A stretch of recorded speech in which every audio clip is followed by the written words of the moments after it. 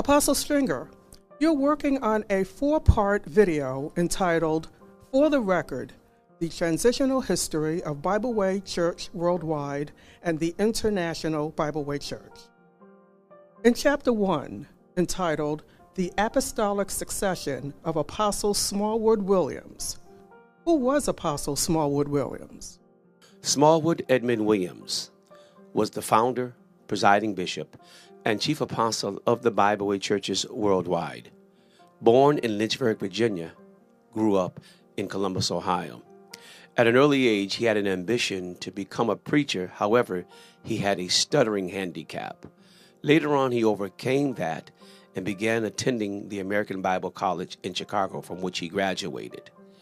He was ordained a minister in the Church of our Lord Jesus Christ by the Bishop R.C. Lawson. He was then dispatched to the D.C. area to begin ministry. There at the corner of 7th and O Streets Northwest, Apostle Williams began preaching at the famous Fire Plug, which later on was enthroned in his church.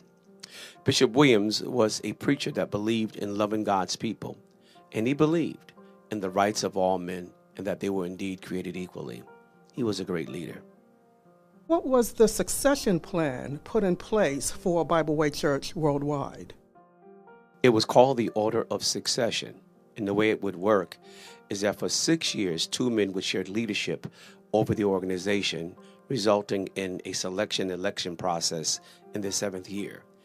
The 2 men were Apostle Huey L. Rogers of Brooklyn, New York, and Apostle Lawrence G. Campbell of Danville, Virginia. And so the person who served as the presiding bishop for the first 3 years would then serve as the vice presider for the other. So in this case, Apostle Campbell was selected for the first year to be the presiding bishop, and Apostle Huey L. Rogers was his vice presiding bishop. And then the next 3 years, Apostle Huey Rogers was to be the presiding bishop, and Apostle Lawrence Campbell was to be his vice presiding bishop.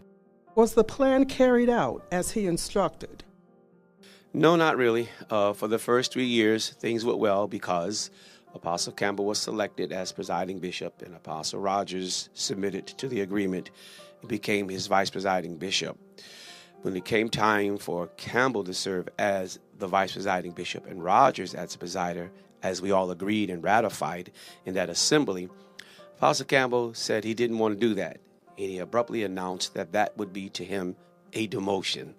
Needless to say, Bible Way Church found itself headlong into a political crisis, and it was a problem. So here's the chronology of events. So we were scheduled to have our 40th Holy Convocation, get that 40th number of complete testing, which was to be our very first voting convocation ever in the history of Bible Way Church worldwide at the Mother Church. A very astute young lady by the name of Attorney Yvonne Williams, who actually, yes, is the daughter of the founder and presiding bishop and the chairman of the trustee board there at the Mother Church, where the voting convention, the very first voting convention, the contentious voting convention, potentially so, of Bible Way churches worldwide was to take place. She sent a letter off to Apostle Rogers asking that they would defer and do a resolution of sorts and a Sabbath rest. And from that, Apostle Rogers called an emergency meeting in Philadelphia in 1997. I think it was May of that year. I think it was May 17th, if my memory serves me right, of that year. It was a Saturday. And I remember that because the 17th is the birthday of his granddaughter, Yvonne Williams, who's an attorney as well. And so we went to Philadelphia, and some of the men boycotted, namely those who were supporting Apostle Campbell boycotted the meeting, and the rest of us showed up. And in that meeting, we dialogued, and we turned her request into a Sabbath proposal, which was to be brought back to the 97 convention, that is the 40th year at the Mother Church in the General Assembly, to be discussed and to be acted upon. It held pretty much that we would suspend elections for a year per her request and pick it back up in the next year, which had been 98. Of course, that was not met well by Apostle Campbell, and Bible Way found itself in a crisis mode, precipitated, namely, by his desire not to serve as he promised as he represented it, I should say, in accepting the ratification of the assembly to make him a presider for the first 3 years, but it held that he would be a vice presider, and he said that was a demotion. In Chapter 2, entitled The 40th Year Celebration and the Year of Impasse, can you describe the atmosphere during Bible Way's 40th year celebration? Well, it was kind of mixed. It was historical, but yet it was political. It was spiritual, but yet it was confrontational. And there were a lot of meetings. The Board of Bishops was shuffling around, having a lot of meetings. And at that point, I was pretty much on the end. I was working with Apostle Rogers to a degree. And I began to hear and see things that said to me that this is not going to be nice and may not end well. I remember sending a letter to one of the bishops who I was close with, and I said to him that in the assembly that was coming up, which would deal with this Sabbath resolution and the position paper of the bishops, that I intended to make sure that everything was done parliamentarily and legally correct. And so obviously I had positioned myself because I thought that things were being done correctly. And of course, I thought that things were where they were because people refused to operate the way they promised they would. How was the issue of elections resolved at the 40th convocation? Well, we got together to discuss that. Now I want to give you the picture that you just can't even script. The meeting that would decide the election process took place in our nation's capital on the 4th of July, 1997. I remember it like it was yesterday.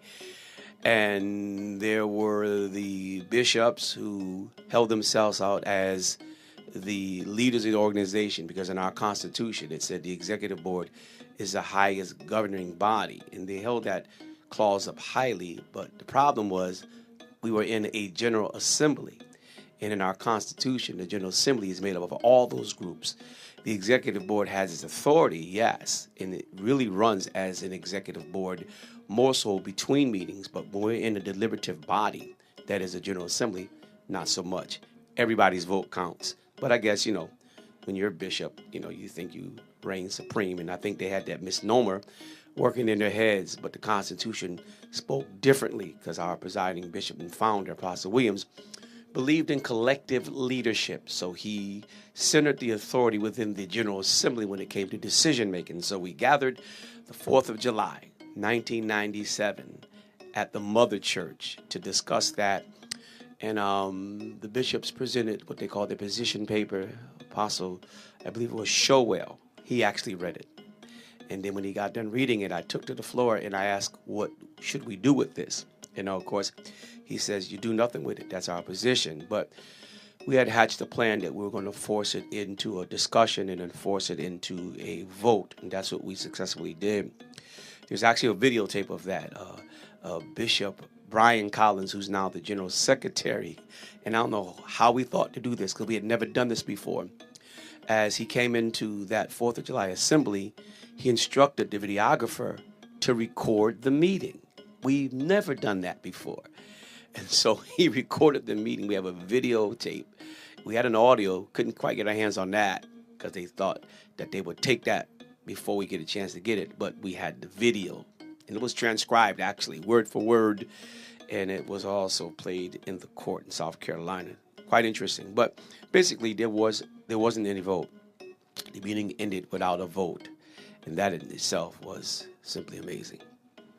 After that July 4th General Assembly, how did the convocation end? Well, that year, I was the president of the International Young People's Union. So the way our convention would run is, on Saturday, that'd be Youth Day. And so by that time, all of the bishops and leaders would have left on Saturday morning, and just the youth would be left behind with a few significant dignitaries.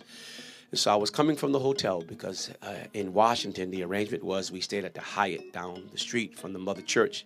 And as I was walking up the hill, because it's not that far, I was walking up the hill to commence the evening service. And I was met, as I was coming up the hill, by Bishop S. David Neal. And he began to ask me, did I hear what was going to happen? I said, no. He said, well, they're planning on taking over the service today. I said, is that right? He said, yes. He said, what you going to do? I said, I don't know. I have to talk to Apostle Rogers, who was still at his hotel. He was at the Mayflower Hotel there in Washington, D.C. So as I came into the lobby, my staff was there with the table, and I grabbed a handful of our cassettes because we were releasing a project as well. I made my way into the sanctuary, which seats about 4,000. And as I looked out over a packed house, I saw the pulpit filled with the apostles and the bishops, or we didn't have apostles then, with the bishops. And I knew then, okay, it confirmed what he had told me. And so as I made my way down, I gave instructions to one of my leaders. I don't know if it was John Bennett or Patrick Brown, but I told one of them to conduct the service. And as I was heading into the pulpit, I did a few announcements, and then I made my way through the pulpit, and I went out the side door, those who know the mother church, into that side hallway.